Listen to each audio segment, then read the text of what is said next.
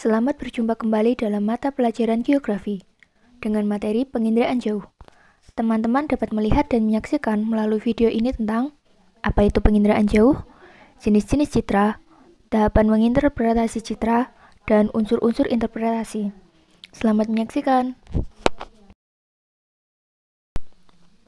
Istilah penginderaan jauh saat ini bukan lagi merupakan hal asing. Di negara Indonesia, sering disingkat dengan PC dan Inderaja. Di beberapa negara lain, seperti di Inggris, disebut dengan remote sensing. Di Prancis disebut dengan teledetection, di Portugis disebut dengan sensoriamento remota, di Rusia disebut dengan distancionaya, dan di Spanyol disebut dengan percepción remota. Menurut Lilson dan Giver, penginderaan jauh adalah ilmu dan seni untuk memperoleh informasi tentang objek, daerah, atau gejala dengan jalan menganalisis data yang diperoleh dengan menggunakan alat tanpa kontak langsung terhadap objek, daerah, atau gejala yang dikaji. Prinsip dasar dari penginderaan jauh adalah adanya rekaman interaksi antara gelombang elektronik dan objek di muka bumi yang tertangkap oleh sensor penangkap gelombang. Penangkap gelombang ini dapat berupa satelit, pesawat, atau pesawat tanpa awak. Pada awal perkembangannya, penginderaan jauh hanya berfungsi sebagai teknik atau cara untuk mendapatkan data dari permukaan bumi yang dilakukan tanpa harus kontak dengan permukaan bumi. Dalam perkembangan selanjutnya, penginderaan jauh sering diposisikan sebagai suatu ilmu. Usia pengetahuan mengenai penginderaan jauh sebenarnya masih relatif muda. Namun, pemakaian penginderaan jauh cukup pesat.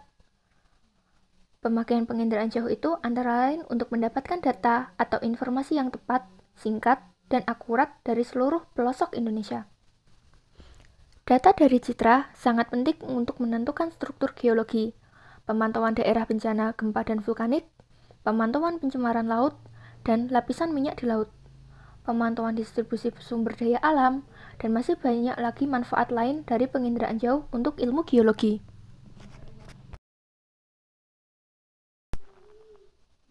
Dalam kegiatan penginderaan jauh, kita akan mendapatkan sebuah hasil. Hasil ini disebut dengan citra. Citra dapat diartikan sebagai gambaran yang tampak dari suatu objek yang sedang diamati sebagai hasil liputan atau rekaman suatu alat pemantau.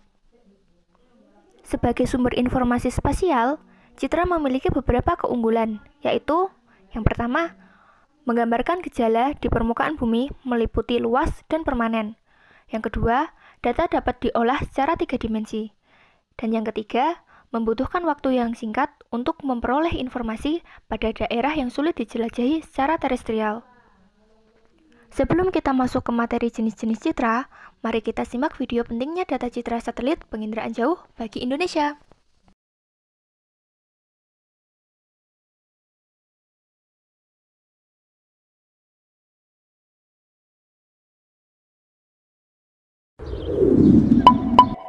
Indonesia memiliki luas sekitar 1.905.000 km persegi. Dengan luas tersebut, membuat Indonesia memerlukan informasi data yang dapat memantau kekayaan alam dari Sabang hingga Merauke. Dan Indonesia berada di jalur gempa teraktif di dunia, karena dikelilingi oleh cincin api Pasifik. Dan berada di atas 3 tumbukan lempeng benua, ini membuat informasi data yang akurat untuk pemantauan dan mitigasi bencana. Salah satu teknologi yang dapat membantu untuk mencegah bencana alam dan pemantauan kekayaan alam Indonesia, yakni dengan menggunakan data citra satelit penginderaan jauh milik Lembaga Penerbangan dan Antariksa Nasional, LAPAN. Wilayah yang sulit diakses oleh penduduk tidak dapat diakses dengan aktual dan cukup baik tanpa kontak langsung dengan objek atau daerah tersebut. Sesuai dengan tugasnya, sebanyak 17 poin tujuan pembangunan berkelanjutan dinilai dapat terwujud dengan dukungan teknologi penginderaan jauh. Penginderaan jauh mempunyai peran yang besar, mulai dari aspek pemetaan yang menjadi dasar nanti untuk kebijakan-kebijakan perencanaan, sampai dengan aspek pemanfaatannya untuk pemantauan sumber daya alam, lingkungan, sampai kebencanaan. Data penginderaan jauh dengan satelit resolusi tinggi sangat diperlukan untuk pemetaan di Indonesia seperti untuk bidang pertanian, bidang maritim, kehutanan, mitigasi bencana, dan rencana detail tata ruang RDTR. Perekaman objek di permukaan bumi melalui sistem penginderaan jauh menghasilkan dua macam citra, yaitu citra foto dan non-foto. Citra foto atau foto udara direkam menggunakan sensor kamera, sedangkan citra non-foto direkam menggunakan sensor elektromagnetik. Selanjutnya, baik citra foto maupun non-foto diklasifikasikan kembali menjadi beberapa jenis. Citra foto. Citra foto adalah gambar yang dihasilkan dengan menggunakan sensor kamera. Citra foto dapat dibedakan atas beberapa dasar pertimbangan, antara lain 1. Berdasarkan spektrum elektromagnetik. Berdasarkan spektrum elektromagnetik yang digunakan, citra foto dapat dibedakan atas 5 jenis, antara lain 1. Foto ultraviolet. Merupakan foto yang dibuat dengan menggunakan spektrum ultraviolet dekat dengan panjang gelombang 0,29 mikrometer. Cirinya, tidak banyak informasi yang dapat diperoleh, tetapi untuk beberapa objek dari citra ini mudah pengenalannya karena daya kontrasnya yang besar. Foto ini sangat baik untuk mendeteksi beberapa fenomena, seperti tumpahan minyak di air laut, membedakan atap logam yang tidak dicat, dan jaringan jalan aspal. Yang kedua, foto ortokromatik. Merupakan foto yang dibuat menggunakan spektrum tampak, mulai warna biru hingga sebagian hijau. Objek akan tampak lebih jelas, sehingga citra ini berguna untuk studi pantai, mengingat filmnya peka terhadap objek di bawah permukaan air, hingga kedalaman kurang lebih 20 meter. Selain itu, foto ini baik untuk survei vegetasi, karena dedaunan hijau tampak kontras dengan objek sekitarnya. Yang ketiga, foto pankromatik. Merupakan foto yang menggunakan seluruh spektrum tampak mata, mulai warna merah hingga ungu. Daya peka film hampir sama dengan kepekaan mata manusia. Foto ini sesuai untuk mendeteksi fenomena pencemaran air, banjir, dan penyebaran potensi air tanah. Yang keempat, foto inframerah asli. Merupakan foto yang dibuat dengan menggunakan spektrum inframerah dekat yang dibuat secara khusus. Foto ini sesuai untuk mendeteksi berbagai jenis tanaman dengan segala macam kondisinya. Yang kelima, foto multispektral. Merupakan citra yang dibuat dengan saluran jamak dengan menggunakan sensor multispektral. Maka, kenampakan yang diindera akan menghasilkan citra dengan berbagai saluran. Citra dengan saluran yang berbeda tersebut dapat digunakan untuk mengidentifikasi kenampakan-kenampakan tertentu, karena saluran-saluran tersebut memiliki kepekaan terhadap suatu kenampakan. Umumnya, foto multispektral menggunakan 4 saluran, yaitu biru, hijau, merah, dan inframerah. Selanjutnya, pembagian citra foto berdasarkan sumbu kamera. Sumbu kamera dapat dibedakan berdasarkan arah sumbu kamera ke permukaan bumi, yaitu sebagai berikut. 1. Foto vertikal atau foto tegak. Adalah foto yang dibuat dengan sumbu kamera tegak lurus terhadap permukaan bumi. Yang kedua, foto condong atau foto miring. Adalah foto yang dibuat dengan sumbu kamera menyudut terhadap garis tegak lurus di permukaan bumi. Sudut ini umumnya sebesar 100 atau lebih besar. Selanjutnya, pembagian citra foto berdasarkan warna yang digunakan. Berdasarkan warna yang digunakan, citra foto dapat dibedakan ke dalam 2 jenis, yaitu sebagai berikut. 1. Foto berwarna semu. Pada foto berwarna semu, warna objek tidak sama dengan warna citra. Misalnya, vegetasi yang berwarna hijau dan banyak memantulkan spektrum inframerah tampak merah pada foto. Yang kedua, Foto warna asli adalah foto pankromatik berwarna sehingga akan menghasilkan seperti warna objek aslinya. Selanjutnya, kita akan mempelajari citra non-foto. Citra non-foto adalah gambaran objek yang dihasilkan oleh sensor bukan kamera. Citra non-foto dibedakan menjadi dua macam. Yang pertama, berdasarkan spektrum elektromagnetik. Berdasarkan spektrum elektromagnetik yang digunakan dalam proses penginderaan jauh, citra non-foto dapat dibedakan ke dalam 3 jenis, yaitu sebagai berikut. 1. Citra inframerah termal, yaitu citra yang dibuat dengan spektrum inframerah termal.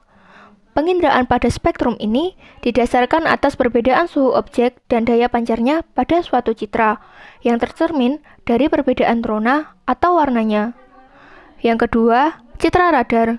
Citra radar merupakan hasil penginderaan dengan sistem aktif, yaitu dengan sumber di luar tenaga matahari atau sumber buatan.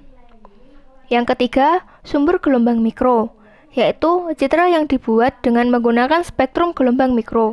Adapun citra gelombang mikro dihasilkan dengan sistem pasif, yaitu dengan menggunakan sumber tenaga alamiah atau sumber daya matahari. Yang kedua, citra non-foto dibedakan berdasarkan sensor. Berdasarkan sensor yang digunakan, citra non-foto dapat dibedakan ke dalam 2 jenis, yaitu sebagai berikut. 1. Citra tunggal, yaitu citra yang dibuat dengan sensor tunggal yang salurannya lebar. Dan yang kedua, citra multispektral, yaitu citra yang dibuat dengan sensor jamak, tetapi salurannya sempit. Setelah kita mempelajari jenis-jenis citra, mari kita simak video yang berisi hasil perekaman citra digital penginderaan jauh di wilayah Indonesia.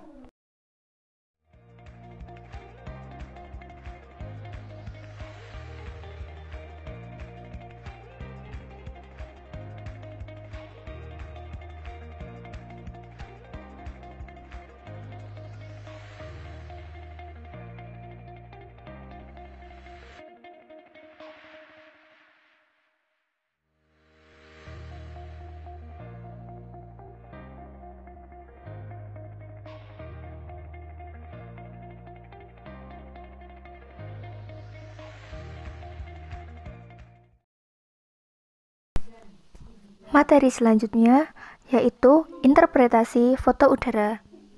Ketika kita melihat citra udara, kita akan melihat berbagai objek yang ukuran dan bentuknya berbeda-beda. Objek-objek yang terdapat dalam citra udara tersebut mungkin dapat dengan mudah kita kenali secara langsung, tetapi mungkin juga kita akan mengalami kesulitan dalam mengenali objek tersebut. Apabila kita dapat mengenali objek yang terdapat dalam citra udara dan menyampaikannya kepada teman, berarti kita sedang berlatih interpretasi citra udara. Citra udara tersebut hanya berisi data citra grafik mentah. Kemudian data tersebut diproses oleh manusia menjadi sebuah informasi. Interpretasi citra udara merupakan kegiatan mengkaji citra udara dengan maksud untuk mengidentifikasi dan memaknai objek. Orang yang melakukan interpretasi dinamakan interpreter. Tahapan interpretasi citra berfungsi untuk menyempurnakan proses pengambilan gambaran objek citra. Dalam tahapan-tahapan interpretasi citra, terdapat 4 jenis dalam pengerjaannya.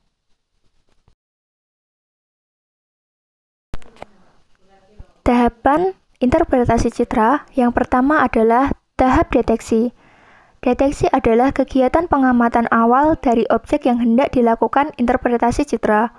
Objek tampak adalah seperti lahan, permukiman, lereng, topografi, dan lain sebagainya. Tahap deteksi ini bersifat global, artinya deteksi bersifat menyeluruh agar semua persiapan dalam kegiatan pengamatan bisa memperoleh data yang diinginkan dan tidak perlu merubah data induk pada saat masuk ke dalam tahapan interpretasi citra yang selanjutnya.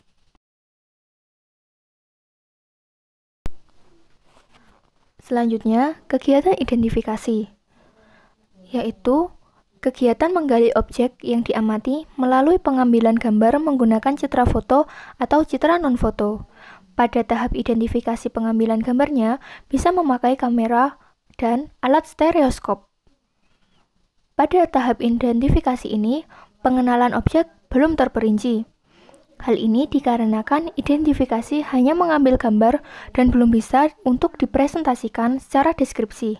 Hanya dapat dijelaskan menggunakan gambaran visual saja.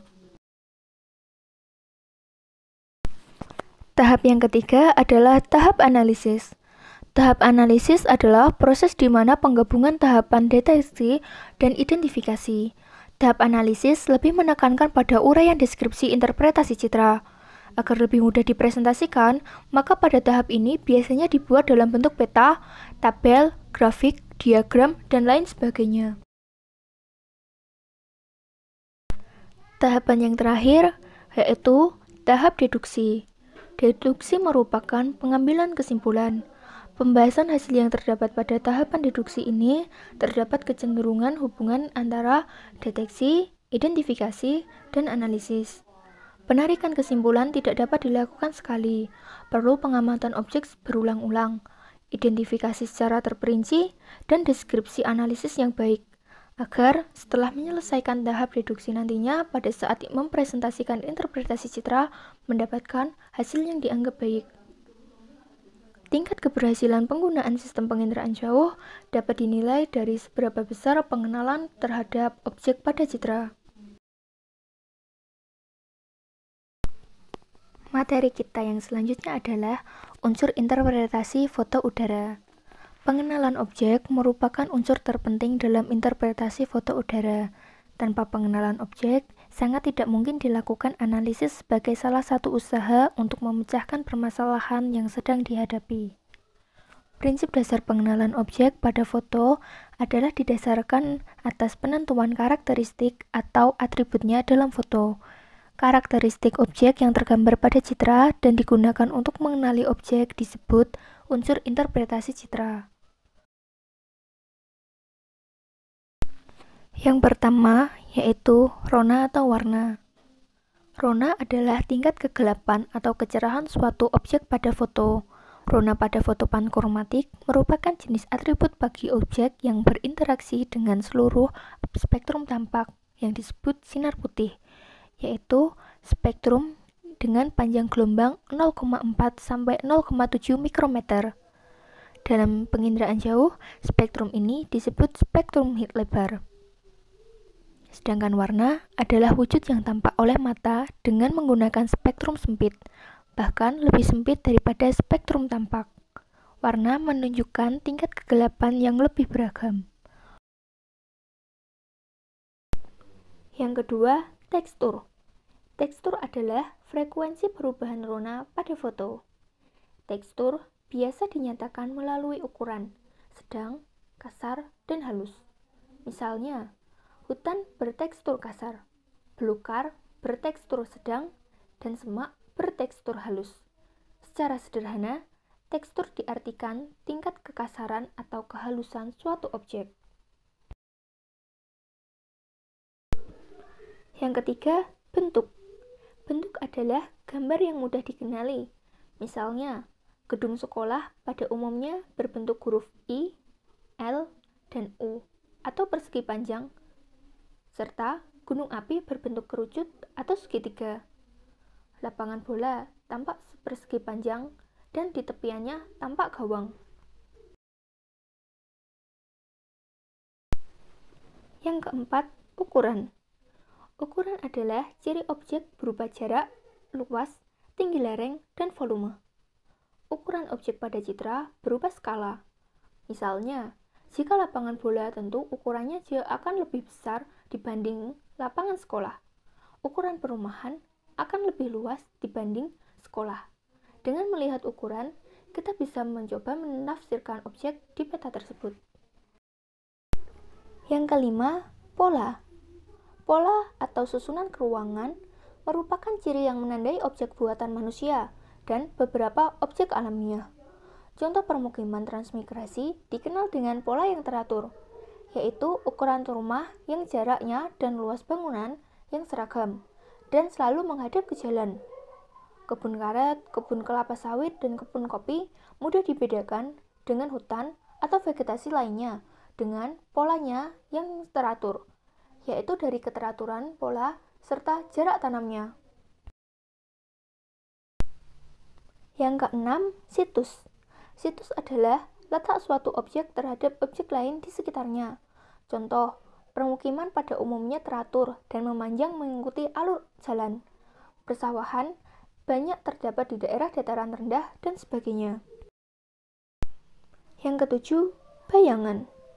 Bayangan bersifat menyembunyikan detail atau objek yang berada di daerah gelap. Bayangan juga dapat merupakan kunci pengenalan yang penting dari beberapa objek. Ada objek-objek tertentu yang tampak lebih jelas ketika ada bayangan. Contohnya, lereng terjal tampak lebih jelas dengan adanya bayangan. Begitu juga cerobong asap dan menara tampak lebih jelas dengan adanya bayangan. Foto-foto yang sangat condong biasanya memperlihatkan bayangan objek yang tergambar dengan jelas. Yang kedelapan, asosiasi. Asosiasi adalah keterkaitan antara objek yang satu dengan objek lainnya. Misalnya, stasiun kereta api berasosiasi dengan jalan kereta api yang jumlahnya lebih dari satu dan terminal bus berasosiasi dengan beberapa jalan. Dan unsur yang terakhir, konvergensi bukti.